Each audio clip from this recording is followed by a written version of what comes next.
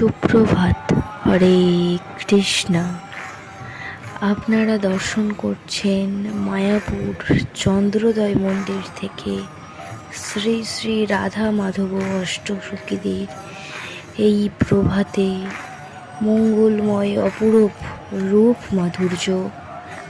আজ রাধা মাধব ভক্তদের হৃদয় হরণ করতে সেজে উঠেছে এক অপূর্ব সাজে। এই দিব্য রূপ দর্শন করলে মনের সমস্ত ক্লেশ দূর হয়, মন নিমেষেই শান্তিতে ভরে যায়। চলুন আমরা প্রত্যেকে ভগবানের পাদপদ্মে প্রণাম নিবেদন করি।